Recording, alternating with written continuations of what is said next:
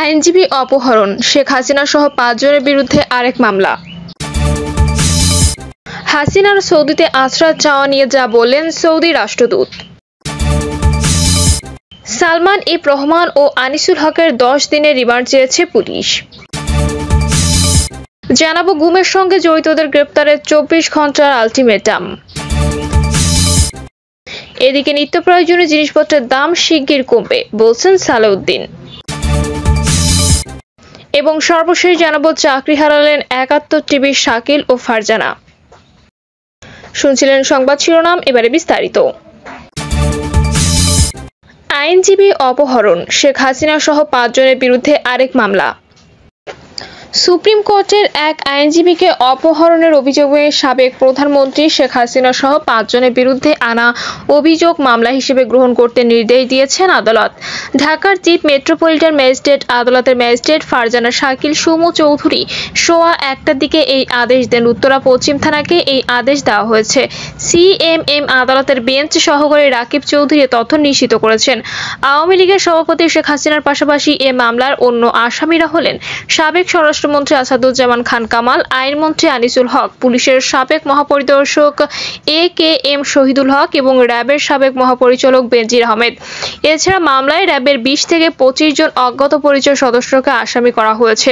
মামলায় সুপ্রিম কোর্টের আইনজীবী সোহেল রানা দাবি করেছে 2015 সালের 10 ফেব্রুয়ারি রাত 8টার দিকে উত্তরা এলাকা থেকে তাকে আইন শৃঙ্খলা রক্ষাকারী বাহিনীর সদস্য পরিচয়ে আটক করা হয়। পরে তাকে শারীরিক ও মানসিকভাবে নানা নির্যাতন করা হয়। নির্যাতনে তিনি অজ্ঞান হয়ে পড়েছিলেন। এদিকে পুলিশের গুলিতে রাজধানীর মোহাম্মদপুর এলাকায় মুদি দোকানি আবু সাইদ নিহত হওয়ার ঘটনায় গতকাল সাবেক প্রধানমন্ত্রী শেখ হাসিনা সহ 7 জনের বিরুদ্ধে আনা অভিযোগ মামলা হিসেবে গ্রহণ করতে নির্দেশ দেন আদালত।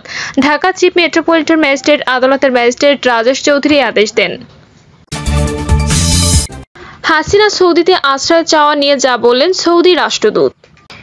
যুক্তরাষ্ট্র এবং যুক্তরাজ্যের রাজনৈতিক আশ্রয় চেয়ে কাজ না হওয়ার উভয় সংকটে পড়েছেন বাংলাদেশের ক্ষমতাচ্যুত প্রধানমন্ত্রী শেখ হাসিনা। পালিয়ে ভারতে আশ্রয় নিতেও কতদিন সেখানে থাকা যাবে তা নিয়ে অনিশ্চয়তা রয়েছে। এরই মধ্যে শোনা যাচ্ছে সৌদি আরব সহ মধ্যপ্রাচ্যের বিভিন্ন দেশের রাজনৈতিক আশ্রয়ের জন্য চেষ্টা করেছেন হাসিনা। তবে বাংলাদেশে নিযুক্ত সৌদি রাষ্ট্রদূত ঈসা বিন ইউসুফ আল দুহাইলান বলেছেন, সৌদিতে হাসিনার আশ্রয় চাওয়া সম্পর্কে অবগত নন তিনি। শেখ হাসিনা সৌদিতে রাজনৈতিক আশ্রয় চেয়েছেন বলে খবর প্রকাশ হয়েছে। এ বিষয়ে রাষ্ট্রদূতের দৃষ্টি আকর্ষণ করা হলে তিনি বলেন, এরকম কিছু আমি শুনিনি। অন্তর্বর্তীকালীন সরকারের পররাষ্ট্র উপদেষ্টা মোহাম্মদ তৌহিদ হোসেনের সঙ্গে সৌজন্য সাক্ষাৎ শেষে এ তথ্য জানান সৌদি আরবের রাষ্ট্রদূত ঈসা বিন ইউসুফ। কোটা আন্দোলন ঘিরে ছাত্র জনতার ব্যাপক বিক্ষোভের মুখে গত 5 আগস্ট প্রধানমন্ত্রীর পদ থেকে পদত্যাগ করে ভারতে পালিয়েছেন শেখ হাসিনা। তৃতীয় কোনো দেশে না যাওয়া পর্যন্ত তাকে সময় দেওয়া হয়েছে বলে সর্বদলীয় বৈঠকে জানিয়েছেন ভারতের পররাষ্ট্রমন্ত্রী এস জয়শঙ্কর। বিভিন্ন গণমাধ্যমের খবর, যুক্তরাজ্য এবং যুক্তরাষ্ট্রের আশ্রয়ের আবেদন করে কাজ হয়নি হাসিনার, তাই তৃতীয় কোনো দেশে পাড়ি জমাতে জোর প্রচেষ্টা চালাচ্ছেন তিনি। এতে ভারত সরকারও সহায়তা করছে। হাসিনার পরবর্তী পরিকল্পনা কি তা তিনি ভারত সরকারকে জানালে সেই অনুযায়ী পদক্ষেপ নেওয়া হবে। সালমান এফ রহমান ও আনিসুল হকের 10 দিনের রিমান্ড চেয়েছে পুলিশ। সালমান এফ রহমান ও আনিসুল হকের 10 দিনের রিমান্ড চেয়েছে police. Dhaka metropolitan magistrate Mohammad Mamunur রশিদের আদালতে এই বিষয়ে শুনানি অনুষ্ঠিত হবে। নৌপথে পালানোর সময় গতকাল রাতে কোস্ট গার্ডের হাতে গ্রেপ্তার হন শেখ হাসিনা সরকারের বেসরকারি শিল্প ও বিনিয়োগ বিষয়ক উপদেষ্টা সালমান এফ রহমান ও সাবেক আইনমন্ত্রী আনিসুল হক। এরপর পুলিশের মাধ্যমে একই দিন রাত 10টার দিকে রাজধানীর মিন্টু রোডের ডিবি কার্যালয়ে নেওয়া হয় তাদেরকে। সেখানে রাতভর তাদের সঙ্গে ঘটে নানান কাহিনী। জানা গেছে, রাতভর ডিবি অফিসের হাজতখানায় ছিলেন সালমান এফ রহমান এবং আনিসুল হক। ছিল না কোনো বিশেষ ব্যবস্থা। আসামিদের জন্য নির্ধারিত স্বাভাবিক খাবার খেতে দেওয়া হয় তাদের। এছাড়া ভিআইপি আসামির ক্ষেত্রে মাঝে মাঝে বিশেষ ব্যবস্থা রাখে গোয়েন্দা পুলিশ। কখনো কখনো পরিবার থেকে পাঠানো খাবার খেতে দেওয়া হয়, বিছানায় ঘুমাতে দেওয়া হয়। কিন্তু সালমান এফ রহমান এবং আনিসুল হকের ক্ষেত্রে এসব কিছুই হয়নি। অন্য আসামিদের মতো হাজতের মেঝেতেই ঘুমাতে হয় তাদেরকে। এদিকে হেভি ওয়েট আসামি গ্রেপ্তারের পর রাতে ডিবি অফিসের মধ্যে ছিল রুদ্ধশ্বাস অবস্থা। আসামিকে কখন কোথায় আনা হচ্ছে, কি করা হচ্ছে, অধিকাংশ কর্মকর্তাই তা জানতে পারেননি। হাতে গোনা 2-1 কর্মকর্তা মামলা ও আইনি প্রক্রিয়া দেখভাল করছেন। ডিবির কর্মকর্তারা গণমাধ্যমকে জানিয়েছেন, রাতে ডিএমপি কমিশনার সহ 2-1 কর্মকর্তা ডিবি অফিসে আসেন, তবে প্রথাগত কোনো জিজ্ঞাসাবাদ হয়নি। দুপুরে আদালতে নিয়ে তাদের রিমান্ড চাওয়া হয়। সূত্র বলছে, সালমান এফ রহমান এবং আনিসুল হকের গ্রেপ্তারের মামলায় 7 দিনের রিমান্ড চাইবে পুলিশ।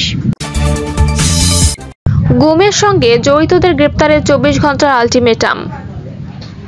গুমের সঙ্গে জড়িত কর্মকর্তাদের গ্রেপ্তারে সরকারকে 24 ঘন্টার আলটিমেটাম দিয়েছে মায়ের ডাক। জাতীয় প্রেস ক্লাবে আয়োজিত মানববন্ধন থেকে এই আলটিমেটাম দেন সংগঠনটির অন্যতম সমন্বয়ক সানজিদা ইসলাম তুলি। তিনি বলেন, আমরা জিয়াউল হাসান ও তারেক সিদ্দিকের মতো কর্মকর্তাদের গ্রেপ্তারের দাবি জানাই যারা গুমের সঙ্গে জড়িত ছিলেন।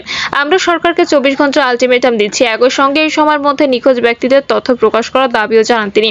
এর আগে রাতে অন্তর্বর্তীকালীন সরকার উপদেষ্টা ডক্টর মোহাম্মদ ইউনূসের সঙ্গে বৈঠক করেছেন গুমের শিকার ব্যক্তিদের পরিবার ও আত্মীয়স্বজনদের সংগঠন মায়ের ডাক। রাষ্ট্রীয় অতিথি ভবন যমুনায় বৈঠক শেষে নতুন সরকারের কাছে তিনি দাবি জানিয়েছেন সংগঠনটির সমন্বয়ক সানজিদা ইসলাম তুলি। গত কয়েক বছর ধরে গুমের শিকার ব্যক্তিদের সন্ধান চেয়ে রাজপথে কর্মসূচি পালন করে আসছে মায়ের ডাক। তবে তাদের অভিযোগ নিয়ে খুব বেশি বিচলিত হতে দেখা যায়নি বিগত সরকারকে। এমনকি বিভিন্ন সময় আওয়ামী লীগ সরকারের মন্ত্রীরা বলেছেন নিখোঁজ ব্যক্তিরা স্বেচ্ছায় লুকিয়ে আছে। বলা যায় গত 10 বছরে এই প্রথম রাষ্ট্রের সর্বোচ্চ স্তরে বৈঠক করতে পেরেছে মায়ের ডাক। বৈঠক শেষে সাংবাদিকদের সমন্বয়ক সানজিদা বলেন, আমরা 3টি দাবি নিয়ে উপদেষ্টাদের সঙ্গে বৈঠক করেছি।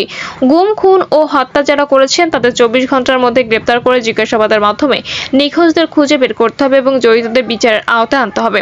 আয়নাঘর সহ প্রতিটি টর্চার সেল থেকে বন্দীদের মুক্ত করে দিতে হবে। সানজিদা আরো বলেন, প্রধান উপদেষ্টা আমাদের সব কথা শুনেছেন এবং তিনি বলেছেন আশা রাখতে তিনি এ ব্যাপারে পদক্ষেপ নিচ্ছেন। নিত্য প্রয়োজনীয় জিনিসপত্রের দাম শিগগির কমবে বলছেন সালেউদ্দিন। নিত্য প্রয়োজনীয় জিনিসপত্রের দাম দ্রুত সময়ের মধ্যে কমে যাবে বলে আশ্বাস দিয়েছেন অন্তর্বর্তীকালীন সরকারের অর্থ উপদেষ্টা সালেউদ্দিন আহমেদ। সচিবালয়ে মূল্যস্ফীতি ও খাদ্য সরবরাহ পরিস্থিতি নিয়ে অনুষ্ঠিত এক পর্যালোচনা বৈঠক শেষে গণমাধ্যম কর্মীদের সঙ্গে আলাপকালে তিনি একথা বলেন। মূল্যস্ফীতি একটি বড় চ্যালেঞ্জ। আপনি কি আত্মবিশ্বাসী এখন বাজারে জিনিসপত্রের যে দাম সেটা থেকে মানুষের শিগগির মুক্তি মিলবে? জানতে চাইলে তিনি বলেন, নিশ্চয়ই। শিগগির বলতে কালকে বাজারে যাবেন দাম কমবে সেটা বলবো না, শিগগির কমবে। তিনি আরো বলেন, মূল্যস্ফীতি কমাতে যুগ যুগ সময় লাগবে না, বরং যৌক্তিক সময়ের মধ্যে তা কমে আসবে। আমাদের সরবরাহ ব্যবস্থা ঠিক হবে। মুদ্রানীতি ও রাজস্ব নীতি সমন্বয় করা হবে। মূল্যস্ফীতি নিয়ন্ত্রণের জন্য মুদ্রানীতি ও রাজস্ব একসঙ্গে কাজ করবে কিনা জানতে চাইলে তিনি বলেন, আমরা অবশ্যই নতুন পদক্ষেপ নেব। আমরা দেখব পলিসির ইফেক্টিভনেস যাতে বাস্তবায়ন হয়। আমরা যতটুকু খেতে পারবো ততটুকুই নেব, প্লেটে এবং ডাইজেস্ট করব। এই উপদেষ্টা বলেন, কর্মকর্তাদের বলা হয়েছে কোনো সীমাবদ্ধতা থাকলে বলবেন, আমরা সাবধানে করব। আগের মতো কোনো রকম ভয়ভীতি যেন না থাকে। নিঃসন্দেহে কর্মকর্তারা যোগ্য, কোনো সীমাবদ্ধতার কারণে বাংলাদেশে কিন্তু 95% মানুষ সৎ, পরিশ্রমী, উদ্যোগী। এই জন্যই এতদূর আমরা এগিয়ে এসেছি, নতুবা পারতাম না। প্রিয় দর্শক, এই ছিল এখনকার সর্বশেষ সংবাদ। আপডেট সব সংবাদ পেতে চ্যানেলটি সাবস্ক্রাইব করে বেল আইকনটি ক্লিক করে রাখুন।